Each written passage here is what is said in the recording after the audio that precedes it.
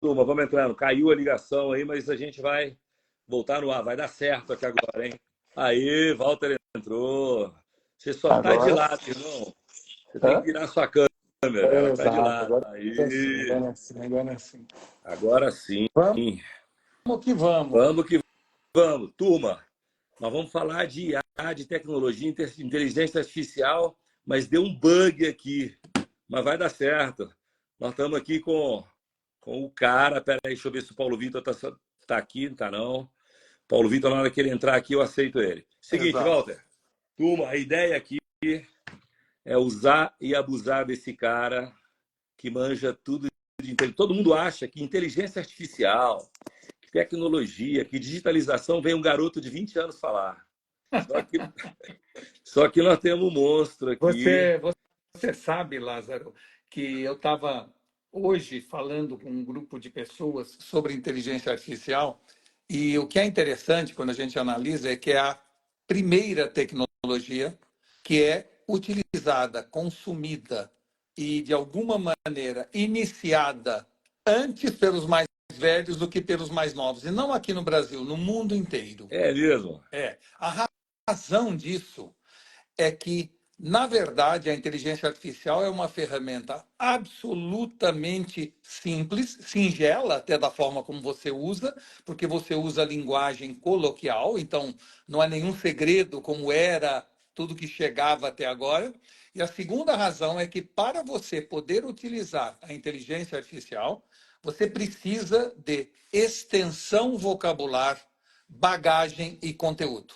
Se Show. você não tiver extensão vocabular, bagagem e conteúdo, não sairá o prompt ou o resultado que você buscava. Oi, Que Paulo. Como é Tudo bem, Paulo? que vai, Walter? Prazer estar com você aqui. Bem-vindo. Igualmente. O O prazer é Paulo, meu. o Paulo Walter começou a dar uma aula aqui de inteligência artificial, porque eu me introduzi Tava falando o ouvindo tudo. seguinte. Tava, né? Pô, o cara deve achar que vai vir um monte de garoto falar disso. E ele estava explicando o real motivo, É, porque não é bem assim.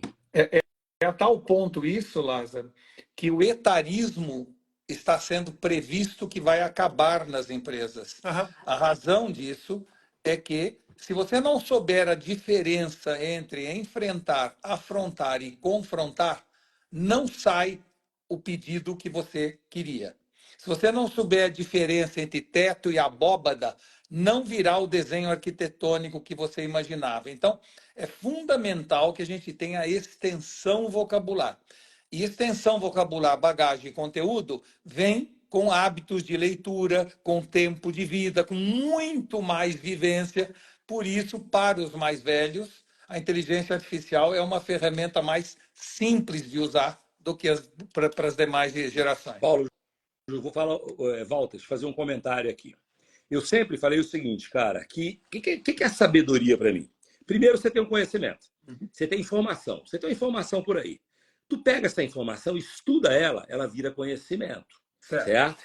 Só que ver ela virando conhecimento, ela ainda não serve para muita coisa. Agora, se você experimentar o conhecimento, a partir do momento que você transforma informação em conhecimento, e esse conhecimento é experimentado, ele vira experiência e depois ele vira sabedoria. E isso tem um preço enorme.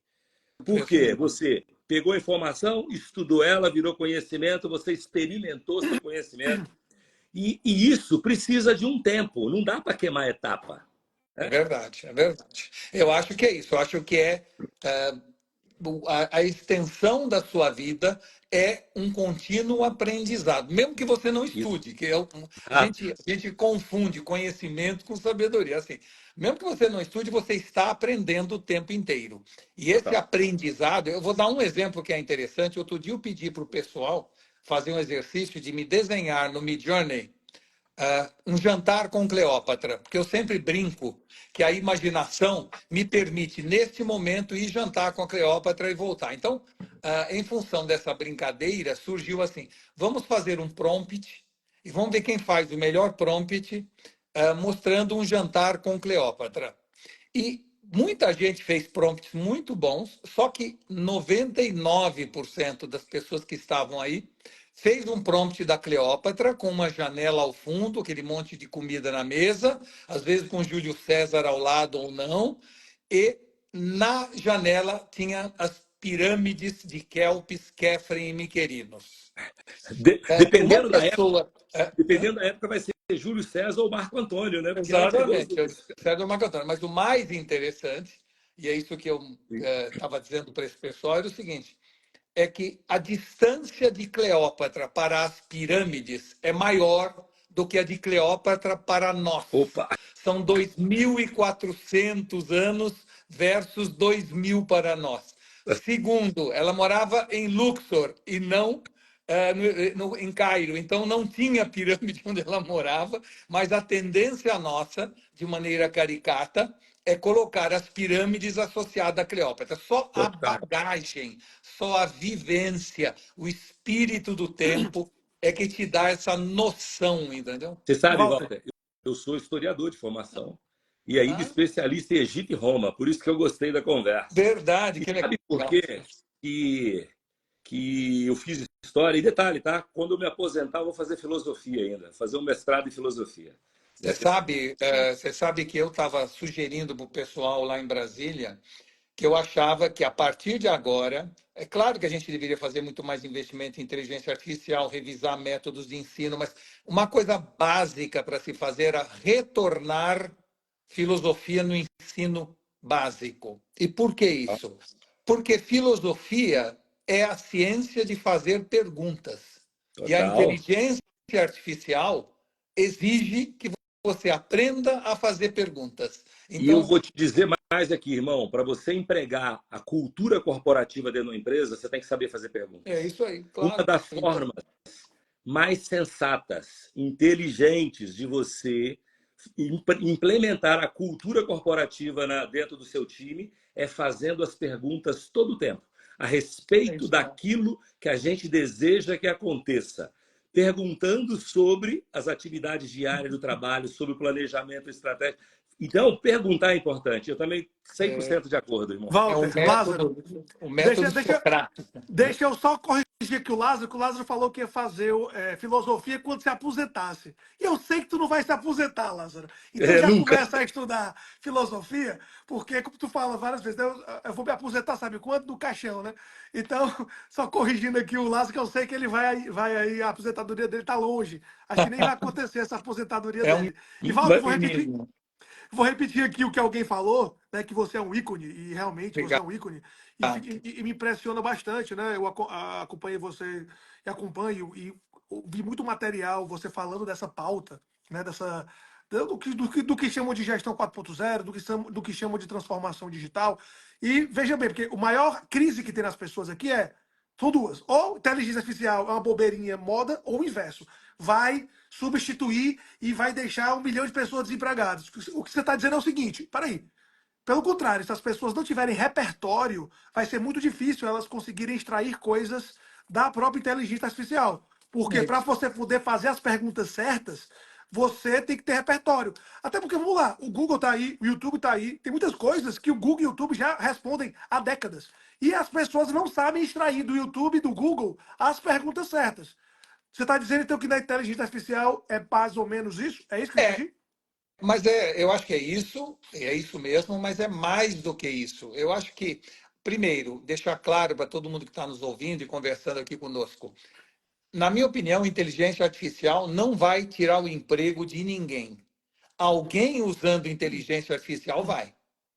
Então, não se trata de um processo de substituição, e sim num processo de adição para multiplicação. Ou seja, daqui para frente, nenhum ser humano vai ser melhor do que uma máquina. Isso é verdade. Mas nenhuma máquina vai ser melhor do que o ser humano com uma máquina. Esse processo de adição é que trará o futuro para quem quiser ter sucesso. A segunda coisa é que, definitivamente, o ser humano precisa voltar a alguns hábitos e a uma consciência da necessidade da ginástica cognitiva. Então, eu vou dar um exemplo paralelo a isso. Há 100 anos atrás, inventaram o automóvel, nós acabamos ficando pessoas mais sedentárias, não caminhamos mais para ir ao trabalho ou à escola, não é? Isso gerou, claro, um enorme conforto para todos nós. Eu ter uma câmera de ré no meu carro faz com que eu não tenha que virar nem o pescoço. Isso tudo é muito bom, mas traz um subproduto perigoso que é o sedentarismo.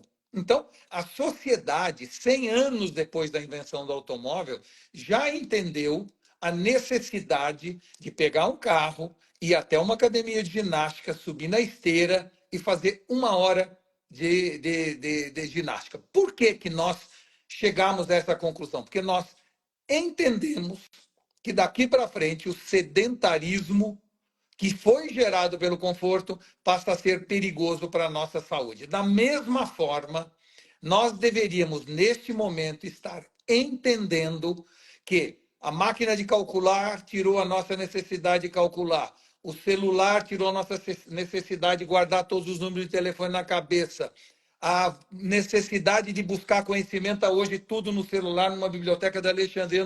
Então, tudo isso é maravilhoso, mas ele traz um subproduto de uma indigência cognitiva crescente, que vai obrigar todos nós, da mesma forma que ficamos 1 hora em cima de uma esteira, a ficar 1 hora por dia em cima de um livro.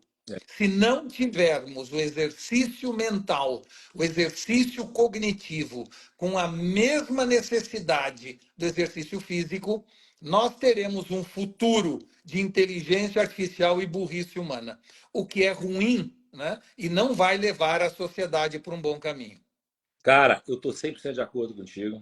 E eu ainda costumo falar que toda tecnologia, vamos colocar assim, eu vou implementar um RP na minha empresa. Um RP é um sistema burro, porque se dependendo da informação que você põe, ele reprocessa o erro. É isso. Porque sabe dizer se aquela informação está correta ou está errada. Então, toda tecnologia necessita do input humano e ela não vai substituir esse input nunca. Não. Tem gente que fala assim, se eu botar processo e metodologia e sistema na minha empresa, eu preciso de menos gente. Eu preciso de mais gente qualificada. Mas eu sempre vou precisar de gente. É isso. E o que você está me dizendo é o mesmo caminho com a inteligência artificial. E não só é o mesmo caminho, Lázaro, como é mais do que isso. Daqui para frente, já que todo mundo vai estar absolutamente acessível à tecnologia, já que a tecnologia vai permear qualquer organização de qualquer tamanho pela facilidade e pelo custo que está cada vez mais baixo, o que vai fazer diferença daqui para frente é o ser humano. Quanto mais digital for a sociedade, mais diferença vai ser valorizada pelo lado humano. Então, empatia, consciência, moralidade, olho no olho, são os valores humanos que vão prevalecer. Ou seja, em terra de robô, quem tem coração é rei. Porque é isso que vai diferenciar uma empresa da outra, entendeu? Então, eu acredito muito na valorização dos sentimentos e da qualidade humana dos nossos soft skills, quanto mais a tecnologia penetra na corporação. Você sabe, cara, que as pessoas veem o meu jeitão, né? Veem o que eu faço hoje, eu pego empresas ruins e transformo em boas, faço turnaround, todo mundo acha que é só o hard skill. E eu vou dizer o seguinte, quanto mais alto você tem o nível, mais importante é você tocar e mover as pessoas. É isso mesmo. Então, a diferença é aí. Você sabe, você foi CEO de empresa durante anos e anos da sua vida, como eu. E quanto as pessoas acham, não, o hard skill é importante você. A técnica é muito importante, porque o asfalto tem que estar liso. O asfalto tem que estar bom para você pilotar. Mas quanto mais você sobe, mais é gente culturalmente preparada, capaz de mover as pessoas. É gente que move gente e gente culturalmente preparada. E eu acredito para a vida. E você sabe que eu acho que o termo CEO não necessariamente significa Chief Executive Officer. Significa uma pessoa dotada de curiosidade, entusiasmo e otimismo. Daí a sigla CEO. Ou seja, se eu não tiver curiosidade no momento em que tudo muda o tempo inteiro, eu não vou poder liderar ninguém. Se eu não tiver entusiasmo, porque a mudança incomoda e só o entusiasmo gera resiliência para você continuar mudando. E se eu não tiver otimismo para ter a capacidade de inocular ao meu redor a visão positiva do futuro, eu não serei um bom CEO. Então, eu acho que a sigla CEO significa curiosidade, entusiasmo e otimismo. Até porque o CEO é aquele cara que faz as coisas acontecerem. E para você fazer as coisas acontecerem, você tem que ter essa curiosidade, esse entusiasmo, esse otimismo e saber mover as pessoas. Senão não acontece nada, cara.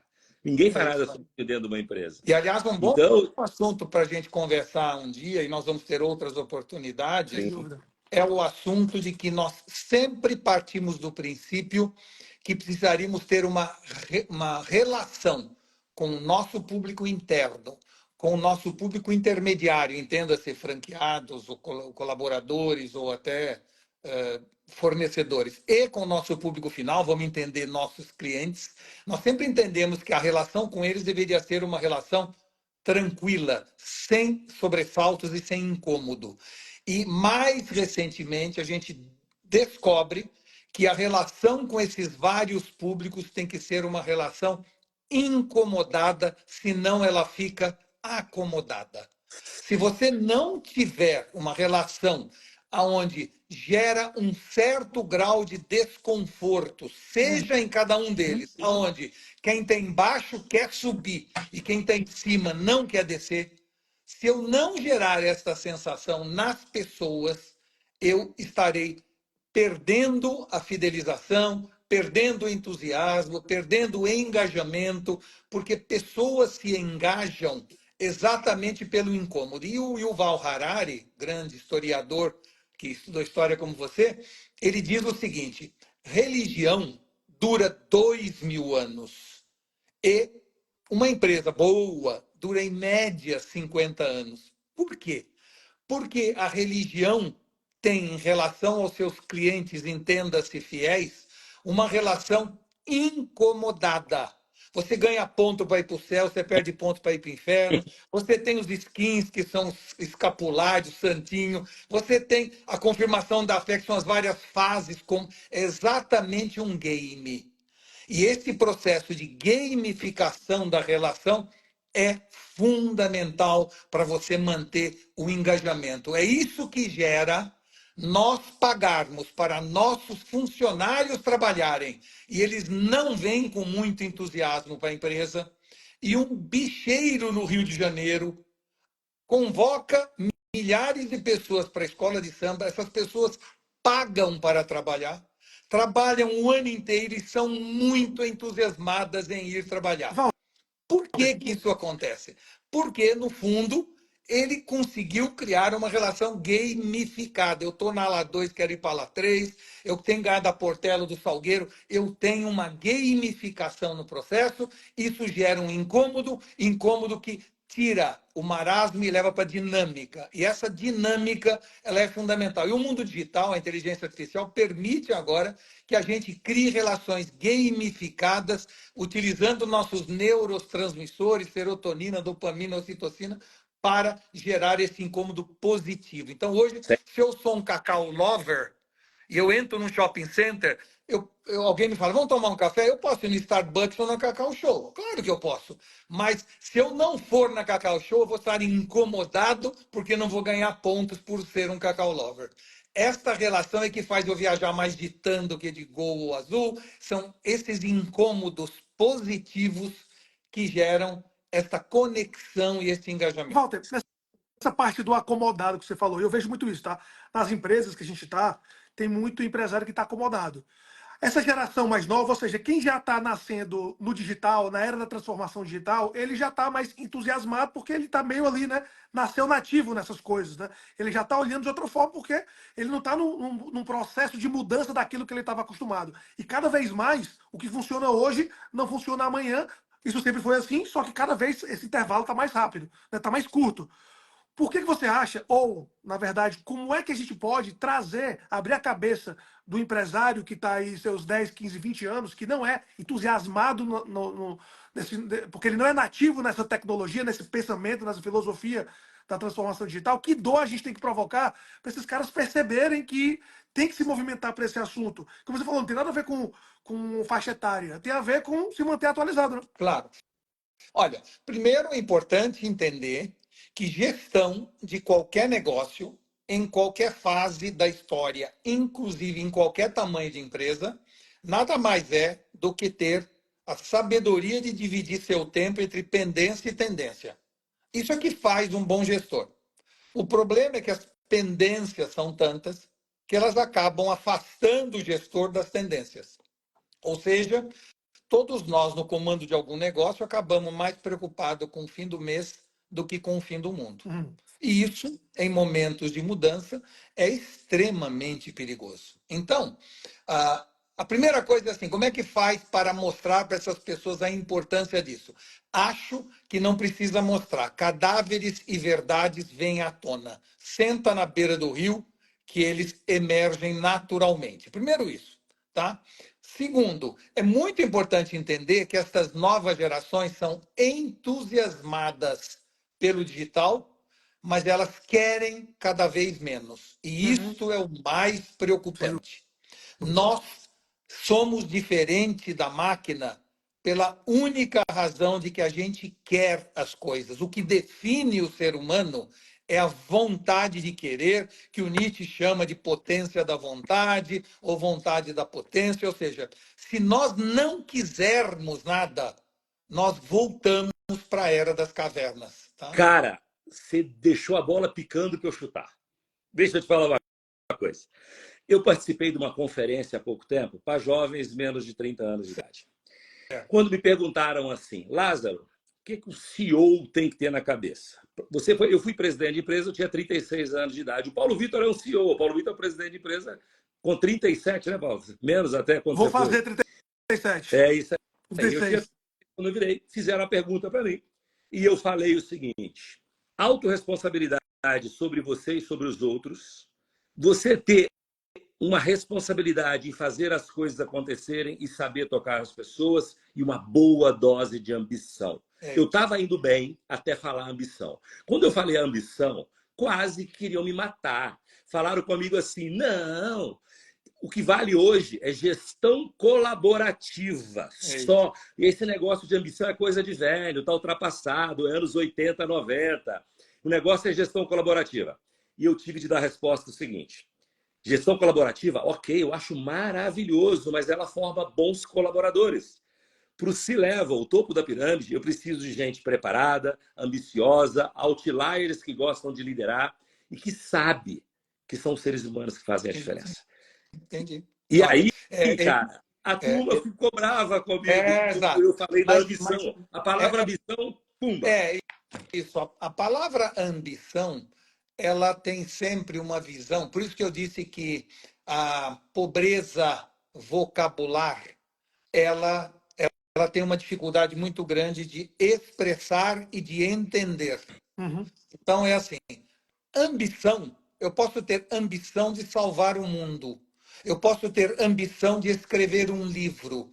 Eu posso ter ambição de querer ajudar as pessoas em Porto Alegre e pegar um ônibus, ir para lá e ficar. Ou seja, ambição não necessariamente significa ser presidente da empresa, ser rico, ter um carro de último. Não, não é isso. Mas as pessoas estão tão indigentes em matéria de extensão vocabular que elas vão, de certa maneira, reduzindo o sentido das palavras e julgando pessoas de maneira preliminar por alguma das palavras que essas pessoas emitem. Então, eu estou dizendo o seguinte, eu não tô nem, vamos dizer assim, ambição ou vontade, vamos chamar vontade, que é uma palavra mais deglutível por eles, né?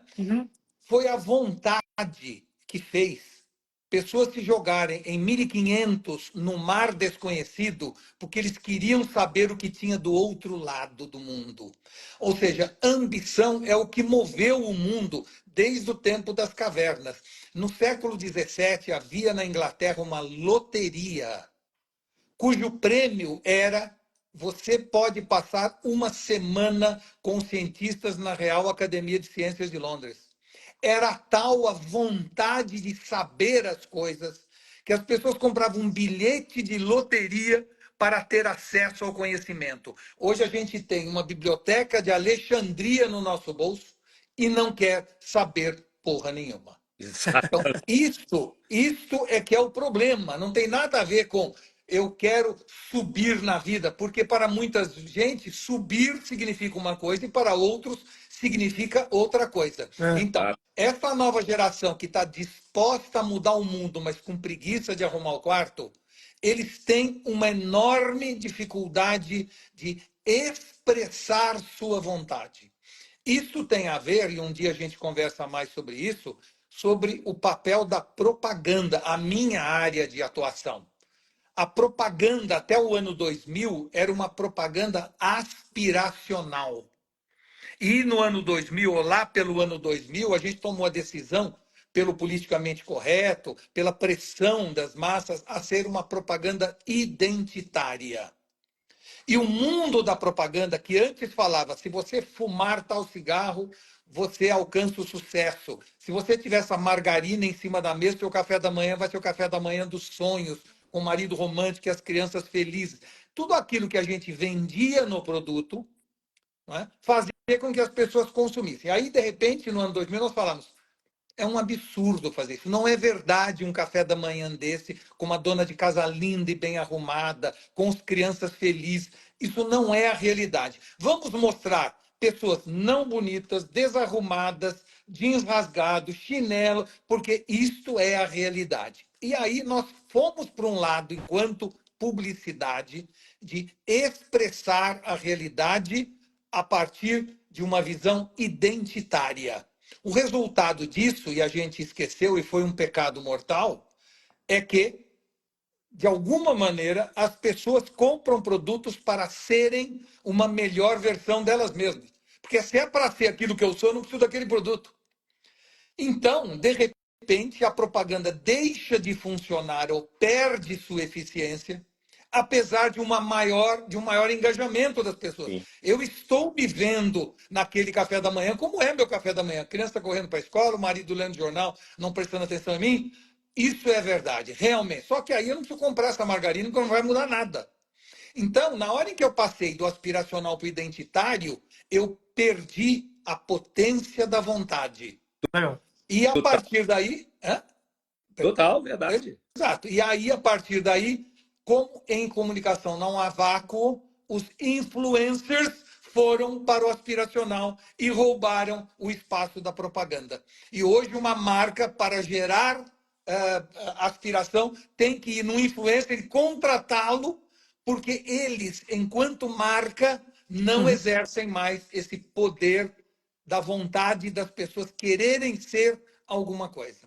Cara, é super, super real. Eu acho que.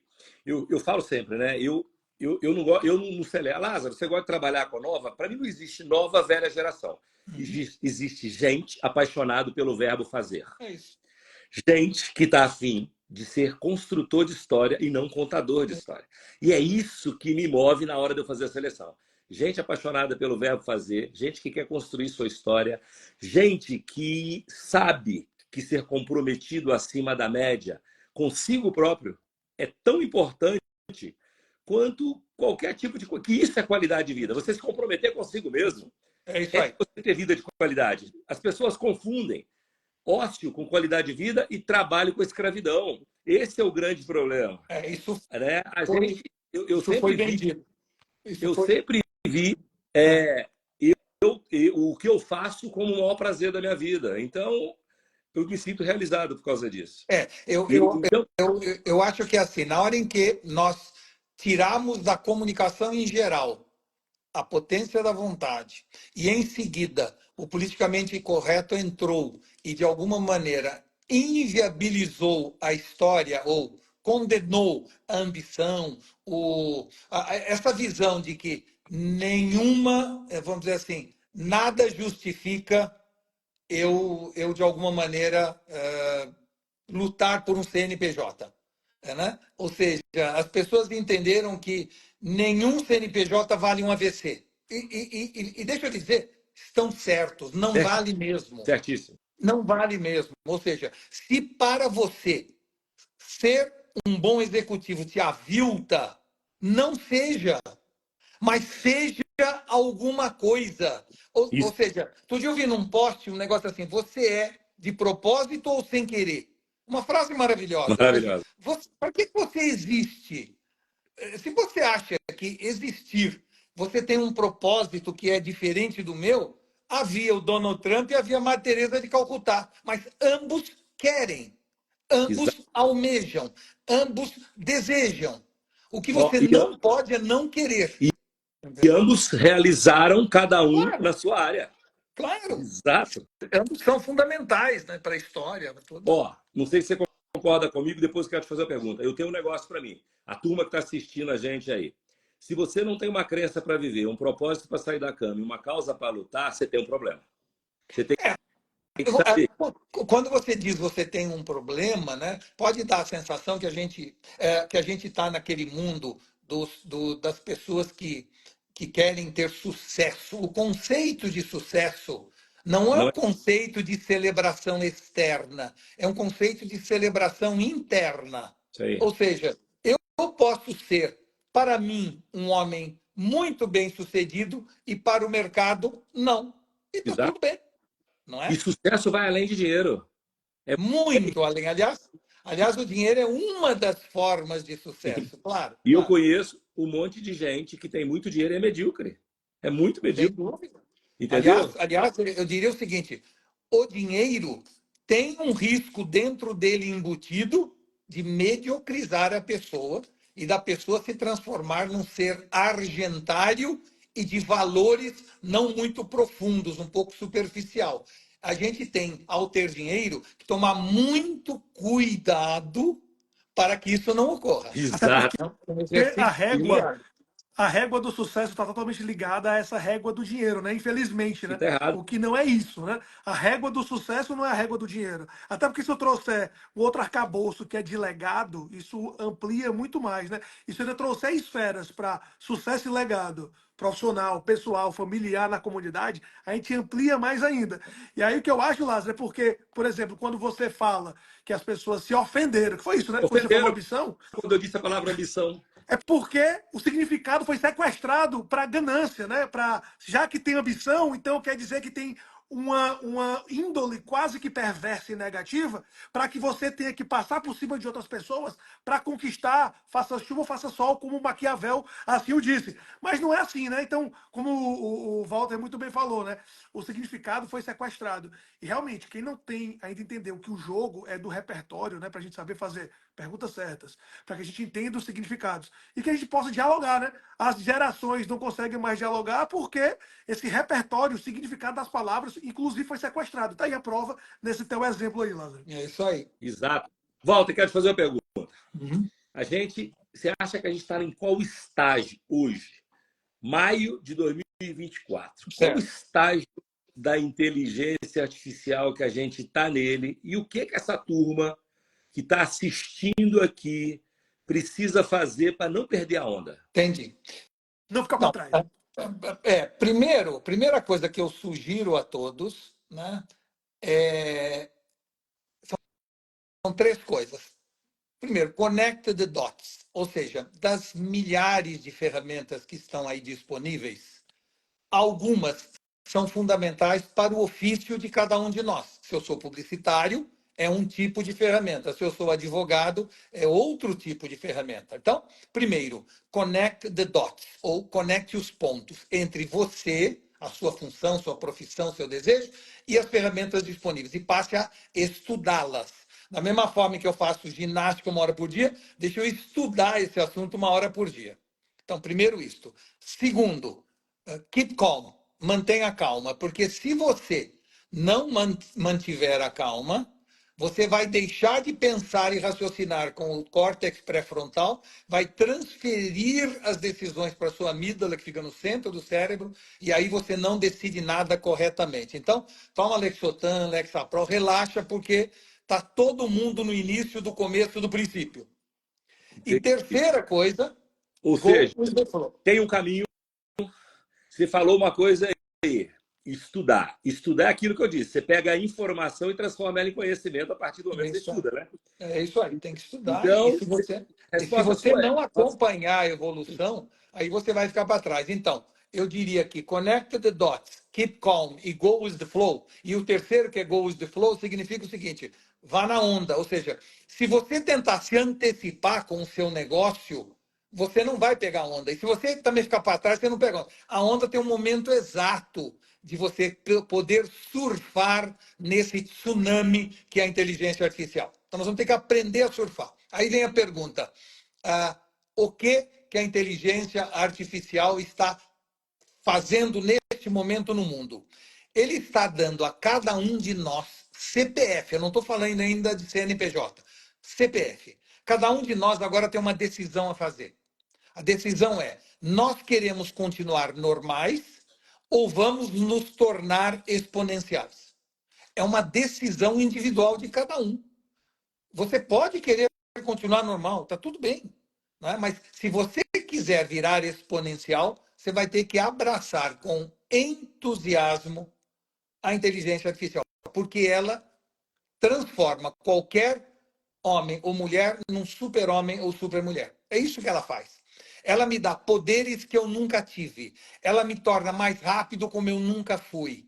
Ela me torna mais conhecedor de múltiplos assuntos que qualquer ser humano do planeta. Então, a partir desses superpoderes, desse cinto de utilidades do Batman, eu viro um super-humano. Mas eu posso falar, mas eu não quero, está tudo bem, é um direito que a pessoa tem. Depois que você tomar a decisão, eu quero ser exponencial, eu quero virar um super-homem, uma super-mulher, aí você vai dividir isso em duas partes. Que parte do que eu faço hoje, que eu quero fazer muito melhor do que eu faço, e que parte do que eu faço hoje que eu quero deixar de fazer e delegar para alguma coisa ou alguém fazer. Então, no fundo, isso pode ser resumido: o que eu quero fazer melhor e o que eu quero fazer menos. É isso que a inteligência artificial gera para as pessoas. A possibilidade de fazer melhor aquilo que você quer fazer e de deixar de fazer aquilo que você não quer fazer. Então, tudo que é repetitivo, burocrático, enfadonho, modorrento, transfere para a inteligência artificial, vai fazer melhor do que você, né? E você, com isso, ganha tempo. Entrando na inteligência artificial, hoje eu gasto, em média, 15 minutos por coisas que antes eu gastava 4 horas. Então, eu ganhei 3 horas e 45 minutos de vida. Que eu posso namorar com a minha mulher, brincar com meu filho, assistir um filme na Netflix, estudar, trabalhar mais. Eu decido o que fazer. Mas isso quem me deu?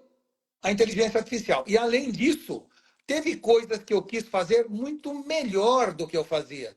E aí, eu hoje estou escrevendo melhor, desenhando melhor, porque são coisas que eu gosto de fazer e eu quero fazer melhor.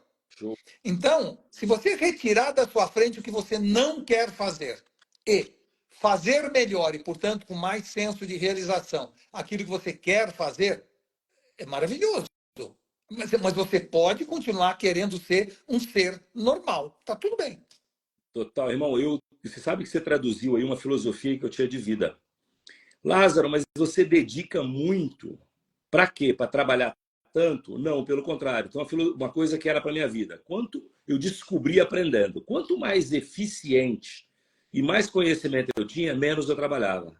Certo? Isso. Claro, Por claro. quê? Porque depois de eu ter transformar informação em conhecimento, exercitar o conhecimento, fazer ele virar experiência, para depois virar sabedoria, a gente sabe aonde bater o martelo. Você não precisa dar mais 20 marteladas. Você vai com uma. Então, cara, as pessoas ficam perguntando, cara, mas quantas horas você trabalha por dia? O necessário. Tem dia que eu trabalho 4, 6, tem dia que eu trabalho 12. É sempre o necessário. E eu acho que a sua explicação, você diz o seguinte: a inteligência artificial está aí até para aprimorar isso. Porque o que você Claro. faz em 4 horas, você faz 15 minutos. Exato. Exato. E aí a pergunta é o seguinte: o que vai acontecer no futuro? Muita gente pergunta isso, né? Eu diria a você que os pessimistas acham que a inteligência artificial em poucos anos vai roubar metade dos nossos empregos. Os otimistas acham que ela vai roubar metade do nosso trabalho. É a mesma visão, mas com uma ótica completamente Sim. distinta. Entendeu? Então é isso. Eu acho Mas, que eu vou trabalhar metade do que eu trabalhar. E o que eu farei com o resto do tempo?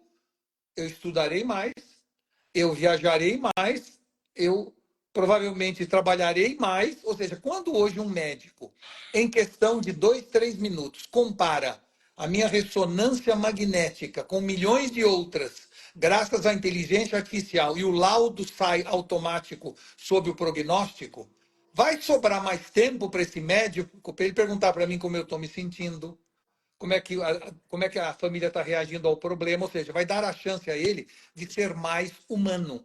Portanto, a inteligência artificial não vem para roubar emprego, vem para devolver a nossa humanidade. É para isso que ela está chegando. rapaz, Entendeu? E cabe a essa, nós usar isso ou não. essa live nossa, nós vamos ter que fazer outra depois um dia, sabe por quê? Ela está gostosa para filosofar. Vou te dizer uma É, coisa para você. Como historiador, não podia deixar de falar isso.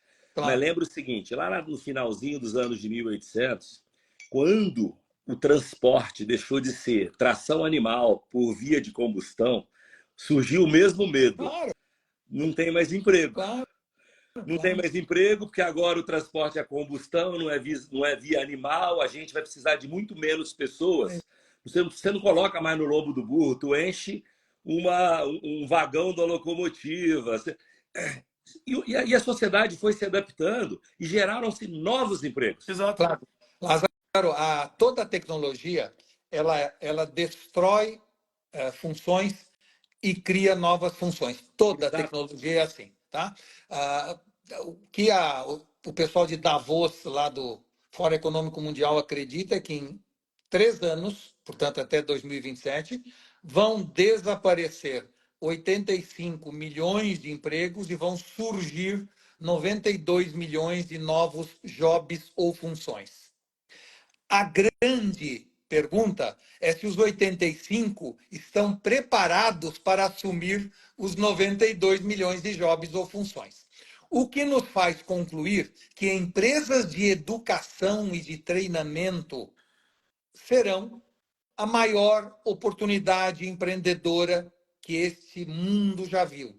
Porque nós vamos ter que retreinar 40% da mão de obra desse país. Cara, eu vou ter que abusar um pouco do seu cérebro aqui agora e esgotar ele um pouquinho. Quero só te fazer outra pergunta. Sim. Irmão, é assim, amigo, você acha que a inteligência artificial, o avanço da tecnologia, essa modernização da fluidez da comunicação, ela vai favorecer o darwinismo corporativo, a lei de Darwin dentro das empresas, que nada mais é que quem sobrevive é o que melhor se adapta, não o mais forte e tal. Você acha que isso favorece? Não só favorece, como já vinha acontecendo, independente da inteligência artificial. Ou seja, eu vou dar um exemplo singelo, porque eu gosto de exemplos singelos. Se você quisesse, um dia, sendo uma pequena empresa, uma microempresa, fazer moda praia aqui em Alphaville, você teria a condição de produzir um conjunto de biquínis ou moda praia de maiôs, alugar uma loja no shopping Alphaville e viver deste mercado. Hoje tem aqui em Alphaville uma empresa chamada Brazilian Bikini que vende para 60 países moda praia e que são a esposa. Ele comprou Travou. palavra-chave no Google, fez um site em inglês, vem um pedido da Holanda, ele põe na máquina, faz o biquíni, põe na caixinha e manda por Sedex. Ou seja, algo que seria impensável há 10 anos atrás. Você precisaria ter registro no Cassex. Você precisaria vender através de uma loja de varejo. E a Galeria Lafayette ia pedir 2.000 amostras para você começar o estoque.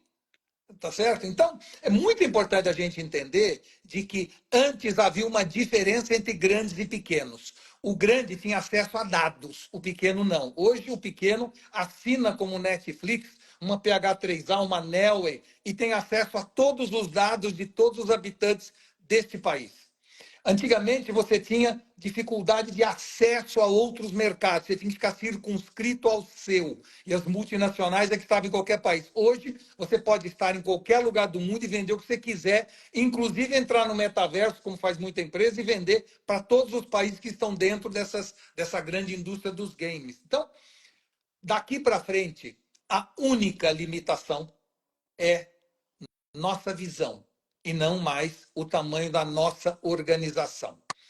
E se a gente pensar, Lázaro, veja bem, a Zara nasceu em La Coruña, que é o interior do interior do interior da Espanha. Mas o dono tinha uma visão grandiosa. E tem um historiador e eu diria sociólogo chamado Pollock, holandês. Ele tentou fazer um estudo, já que você é historiador, é interessante, tentando entender o seguinte: se uma visão grandiosa antecede uma realização grandiosa, ou uma realização grandiosa antecede uma visão grandiosa. Ele foi, então, tentar entender ou defender a seguinte tese: será que países que ficavam grandes é porque tinham uma visão grandiosa de si mesmo, ou ao contrário, o povo passou a ter uma visão grandiosa quando o país ficou grande por qualquer outra razão? E sem exceção, do Egito para a Grécia, para Roma, para os grandes navegadores, para a Inglaterra, para os Estados Unidos, uma visão grandiosa antecedeu uma realização grandiosa. Ou seja, que a visão vem antes sempre do que a realização. E que, portanto, hoje, o que está acontecendo com esse mundo pós-digital é que não há mais diferença de tamanho da organização, e sim de dimensão da visão do empreendedor. E cada vez mais a sua estratégia vai definindo melhor a sua estrutura. Cada vez mais a abrangência do conhecimento vai ficando mais forte do que a do capital. Isso eu venho falando. No passado, eu era muito mais dependente de capital para o conhecimento. Claro. Sabe? Por quê? Primeiro, porque a mídia paga era muito cara. Entendeu? Claro, começava com mídia.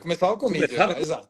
Mídia. Exato. Segundo, as estruturas das vias de distribuição carérrimas. Isso. Hoje em dia, você acabou de dar um exemplo aí que você distribui sem pagar enxoval para ninguém, Exato. sem ter que pagar pênalti de entrada, sem nada disso. Então, a criatividade, a capacidade de procurar caminhos, ela está facilitando a vida para o empreendedor que quer crescer. E eu acho que isso tudo vem com a inteligência artificial, mas vem mais ainda. Com a capacidade do ser humano se adaptar à nova onda e abrir a cabeça, abrir literalmente a cabeça para poder trabalhar com essa nova metodologia de alcance que nós temos. E abrir a cabeça porque os problemas antigos vão ser resolvidos a partir de ferramentas novas, e as ferramentas novas vão trazer problemas novos, né?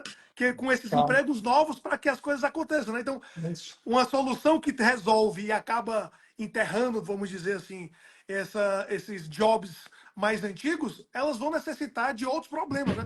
Vão ser criados novos problemas, novos mercados. Exato, então, mas eu acho assim, não existe mais ascensorista. Parecia impensável ter um elevador sem gente dentro. Então, é assim, não é a inteligência, isso é um processo que vem acontecendo, tá certo? Mas eu realmente acho que a tecnologia, ela veio, e o mundo pós-digital, a gente não percebeu porque estávamos muito ocupados, ele democratizou o acesso. Ou seja, nós somos, como civilização, muito mais ricos do que éramos. Nós temos muito mais acesso às coisas. Vou dar um exemplo. Nós precisaríamos, para ter uma discoteca boa na nossa casa, uns 80 mil reais.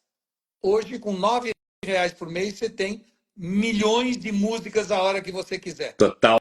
Há pouco tempo atrás, falar com alguém no exterior exigia que eu soubesse outra língua e ainda tivesse dinheiro para pagar o interurbano internacional, que era caro pra cacete. Hoje eu falo com quem eu quiser, em qualquer lugar do mundo, e o meu chat GPT 4.0 traduz o que eu falo para a língua que eu quiser em 50 idiomas. Então, nós ficamos, de repente, ricos. Antigamente, ter um carro com motorista era coisa de rico. Hoje, com 10 reais, eu vou daqui a Barueri, ou centro de Barueri, com Uber, num carro preto com motorista. Então, nós estamos democratizando o acesso. As pessoas não estão ricas de dinheiro, estão ricas, ou mais ricas de acesso. E isto muda o mundo, porque a principal mudança é o conhecimento. Você, há 500 anos atrás, só os sacerdotes tinham acesso à cultura e informação. O resto da população vivia na mais absoluta ignorância. Podia ser nobre. Há 300 anos atrás, só os nobres passaram a ter acesso junto com os sacerdotes. Há 100 anos atrás, só os ricos passaram a ter acesso, poder mandar seu filho estudar na Europa, trazer orquestra de câmara para sua casa. Há 50 anos atrás, só quem morava numa grande cidade tinha acesso à cultura e informação. E hoje, esteja você no interior do Piauí ou no deserto de Atacama, você tem acesso à Biblioteca Nacional do Congresso de Washington ao toque de um botão. Ou seja, a É isso. democratização do conhecimento é uma mudança mais transcendente do que foi a passagem da Idade Média para a Renascença, a Revolução Industrial. É que a gente ainda não deu tempo de perceber essa mudança. E segundo, as pessoas não querem usufruir dessa mudança. 82% do que é buscado na internet é só bobagem. Qualquer cidadão médio vive melhor que qualquer imperador aí que você conseguir nomear, né? É isso mesmo. Cara, Totalmente. você falou uma coisa certa aí. Você falou da discoteca, né? Você tinha no passado, se você quisesse ter uma boa discoteca em casa, tinha que comprar um monte de disco. Cara, eu estou montando um bar na minha casa e a minha discoteca é um negócio chamado Alexa Wi-Fi nos alto-falantes do bar, que deve ter custado R$ 300. É isso aí, exato. Então é assim, o acesso é muito importante. A primeira coisa. A segunda coisa é que pessoas reagem diferentemente a motivações e impulsos. Então, quando surgiu a televisão, a grande discussão era: acabou o diálogo. As pessoas não vão mais falar. Isso é o que se comentava na época. Por quê? Não vamos mais botar a cadeira na porta para falar com os vizinhos após o jantar. Não vamos mais nem entre família conversar porque estamos assistindo o programa. Mais do que isso, a população vai engordar de maneira doentia. A média prevista era 30 quilos por habitante por ficar de maneira sedentária sentada no sofá. E aí a pergunta que vem é: aconteceu isso? Aconteceu com um monte de gente, enquanto outros simplesmente botaram a esteira na frente da TV e fizeram o dobro de ginástica. Então, pessoas são indivíduos e reagem individualmente a qualquer impulso que lhe venha fruto da tecnologia. Uma faca pode cortar um bife e matar. Quem faz uso dela é o ser humano individualmente. Então, o que cabe a nós é entendermos que a tecnologia ela não quer nada. Quando eu estou desenhando no Midjourney e paro de desenhar, ele não continua desenhando, ele não quer desenhar. Quem quer desenhar sou eu. Isto é humano. E eu acho que toda a tecnologia traz um lado super positivo e traz um subproduto ou um efeito negativo que eu tenho com o meu esforço individual que inocular nele o antídoto. Ou seja, se hoje eu assisto TV muito, eu tenho que parar e falar: deixa eu conversar com meu filho, que está na hora de eu fazer um diálogo com ele. Não é assim que a gente faz? Se eu estou ficando gordo, deixa eu comer menos. Bom, a mesma coisa com a indigência cognitiva. Se nós lermos 1 hora por dia, como exercício cotidiano, leitura é a única forma de transmissão de conhecimento que eu imagino junto com o autor. É uma coautoria. Tanto que quando eu leio um livro 10 anos depois, é outro livro. Né? Não é que é outro livro, o livro é o mesmo, eu que estou diferente. Mas Então, você sabe, Walter, eu tenho o hábito de ler o mesmo livro 2 vezes na sequência, 3, porque eu enxergo ele de forma diferente. é isso, E eu gente. falo, eu não leio 50 livros por ano com medo de virar um obeso cerebral, mas eu estudo 10 livros por ano, 12, porque realmente eu absorvo mais. Mas aí é o jeito do Lázaro de ser, sabe? Então, olha, a leitura, Lázaro, ela tem a dupla função de estender seu vocabulário e treinar a sua imaginação, que são as duas coisas fundamentais para você trabalhar com inteligência artificial. Então, parece anacrônico você falar: quer trabalhar com inteligência artificial? Leia mais. Acredite que lendo você consegue treinar sua imaginação e estender seu vocabulário. E são essas duas coisas uma exigência de ofício para quem quer trabalhar com inteligência Outro artificial. dia eu vi também numa mesa redonda, o cara falou assim: a leitura está diminuindo porque a dislexia está aumentando. Cara, eu sou um dislexo por natureza, e pelo contrário. Ou o inverso, né? Uma das coisas, a gente fala muito de foco, né? Você vai, com o mundo pós-digital, com o scrolling do celular, com um monte de alarmes, você vai perdendo o foco. A leitura é o exercício diário de foco. O Antônio Fagundes estava contando para mim outro dia que o filho dele foi para a casa dele passar uns dias na casa dele, e ele é um leitor voraz, ele lê, sei lá, 5 livros por mês, é uma coisa assim meio louca volume de que ele lê. E aí ele viu o filho na casa dele e falou: nossa, que chato eu ficar aqui com o meu filho jogando videogame e eu lendo, né? Ele, afinal, ele veio para ficar comigo. Levantou e falou: filhão, deixa eu jogar um pouco com você, me ensina. Começou a jogar, brincou, se animou, fez campeonato. Aí, 3 dias depois, o filho foi embora. Ele voltou ao hábito dele, pegou um livro, ele disse que leu 3 ou 4 vezes a mesma página, porque não conseguia focar. Ou seja, 3 Pois dias é. de videogame faz você perder o foco, porque você está olhando em cima a gasolina, aqui o inimigo está atrás no espelho, você perde o foco, e ao partir de perder o foco, você não consegue mais se concentrar. Então, nós precisamos ter um treinamento diário de leitura para manter o foco enquanto estamos nesse mundo pós-digital. Eu falo que foco depende muito do seu desejo, da sua vontade, e é aquilo que você quer fazer. Ah, Lázaro, qual a ferramenta que eu tenho para ter foco? Primeiro delas é aquela tal da vontade que você falou lá atrás, né? Se Sim, tem sim. essa vontade, você não faz nada na vida. Cara, eu quero ter foco para perder peso. Então, coloca a vontade de fazer atividade Olha, física. Você. você sabe que dando palestra pelo Brasil inteiro, de vez em quando vem alguém para mim e fala assim: olha, Walter, eu queria que você me ajudasse a tirar do papel. Eu falei: mas você pôs no papel? Não. Então, como é que eu vou tirar do papel? Exato, Se você nem põe no papel, e aí eu te ajudo a tirar. Mas exato, eles querem tirar sem pôr no papel. É maravilhoso, é lindo. exato. É uma confusão de etapas, né? É uns atalhos, as pessoas querem tudo meio que mastigado, né? Confunde isso, né? Essa ansiedade de ter a resposta certa, mas sem saber com a pergunta correta antes, né? É É impressionante. isso mesmo, é isso. Atalho é o nome do jogo atual e atalho é muito perigoso. Muito. Muito perigoso. Olha, eu brinco sempre que eu falo assim, meu pai me ensinou a ser honesto e eu devo a ele tudo que eu não tenho. E é verdade, né? Porque eu poderia ter muito mais coisas se eu não fosse honesto. Mas o prazer que eu tenho de dormir tranquilo, de ser honesto, de me ver na idade que eu estou hoje e saber que se eu me visse na idade que eu estou hoje e eu tivesse 18 anos, eu não teria vergonha de mim. Isso não tem preço, é isso que você chama de legado, porque legado não é o que você deixa para as pessoas, é o que você deixa nas pessoas. E esse é o legado que meu pai me deixou.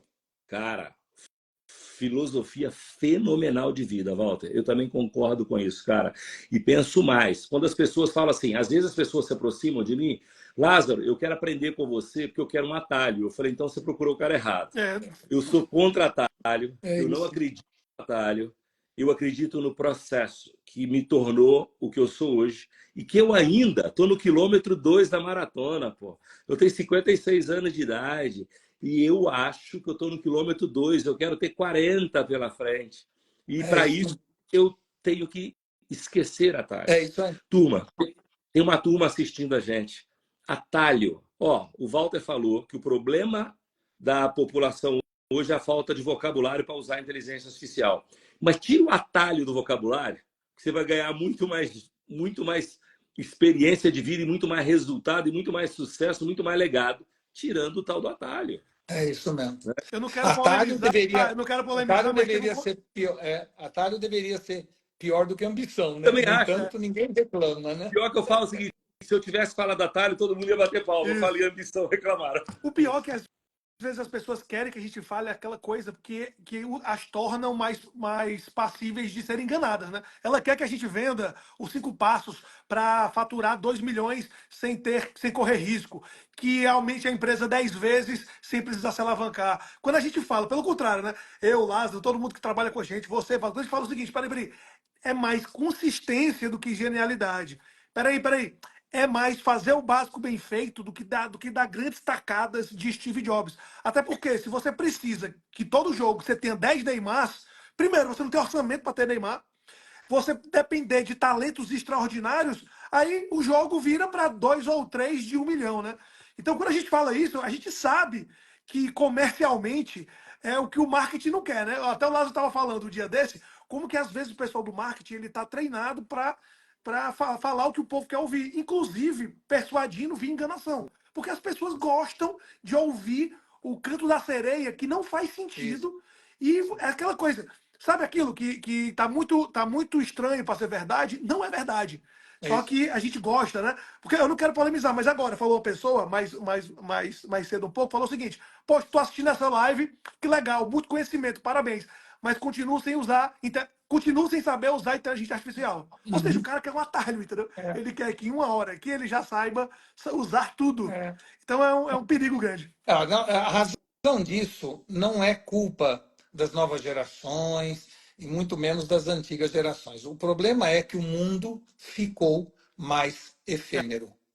E a efemeridade traz como consequência natural a gratificação instantânea. Então, hoje, eu não espero 15 dias para assinatura da Netflix, assinatura de jornal. Agora eu cliquei e já começo a assistir o filme. Ô, Então, ô, Walter, essa visão efêmera gerou uma sociedade mimada e imediatista.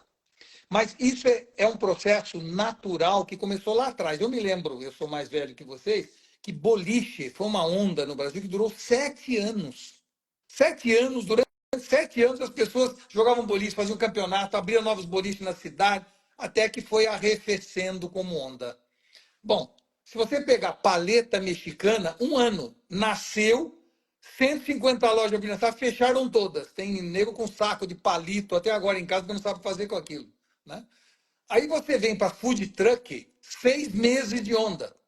Ou seja, entre o começar a onda do food truck e desaparecer todas as Kombi do Brasil, 6 meses.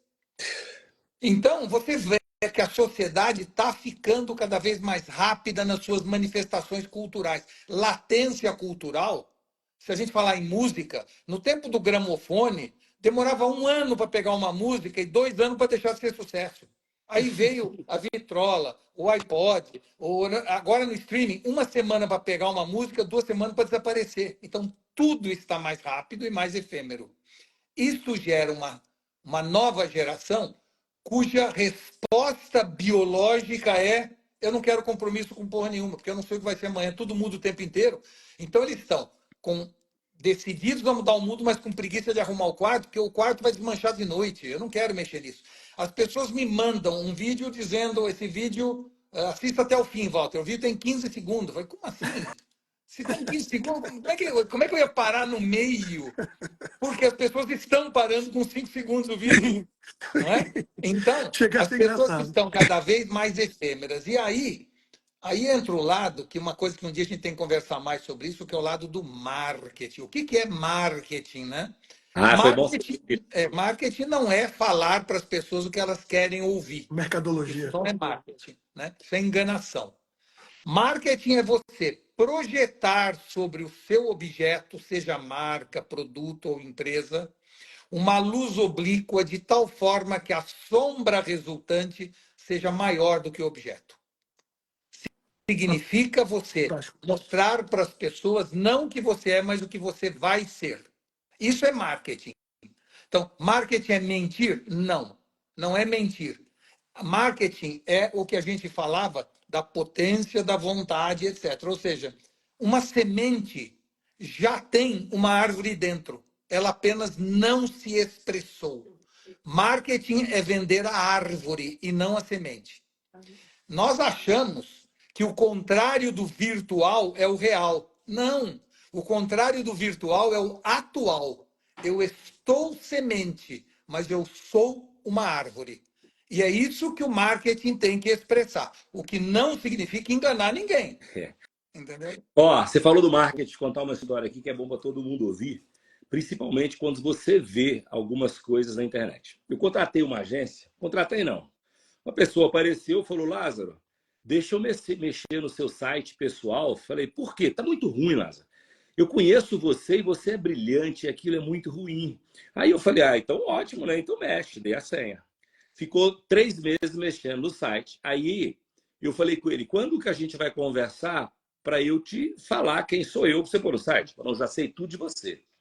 Então fica tranquilo, nós vamos te entregar o site. Primeira reunião, o cara está lá escrito assim, Lázaro do Carmo, 35 anos de experiência corporativa, responsável por quase 1 trilhão de transformações nas empresas. Eu falei, como é que é? Eu falei, cara, peraí. 1 trilhão?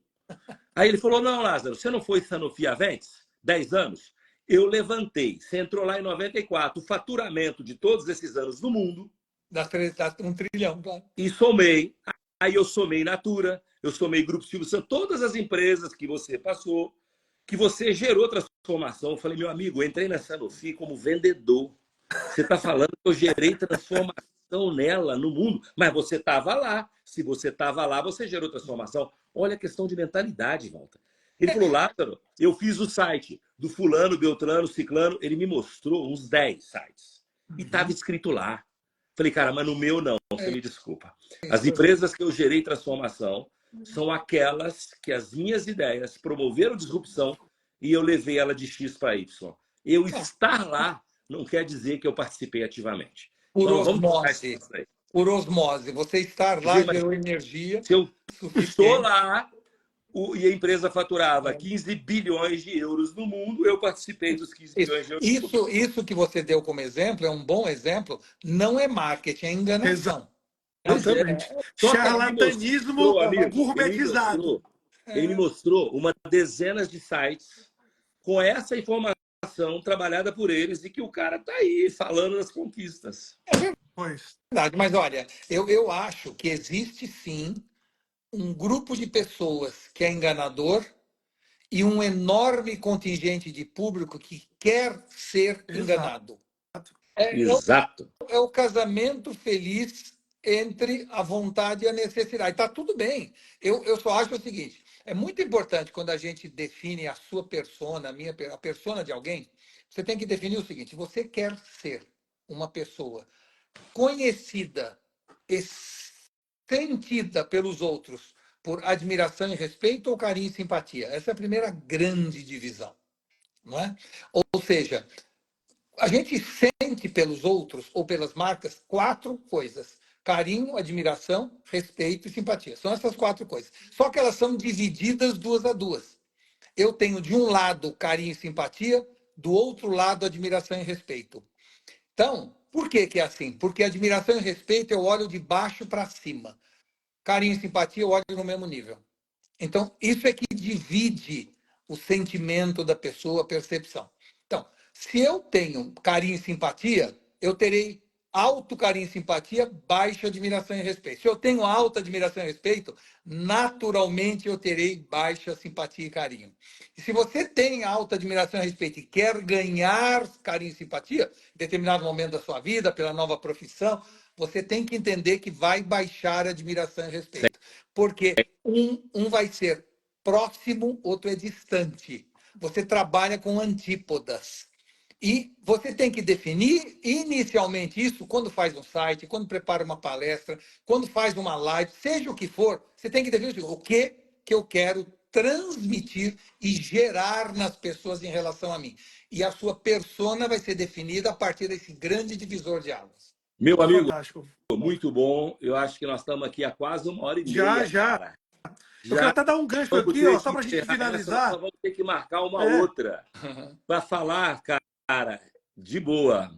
Filosofia corporativa de vida, como que a gente faz para atingir objetivos sólidos e longevos. Porque é isso que a gente acredita. E eu vou dizer um negócio, conteúdo riquíssimo.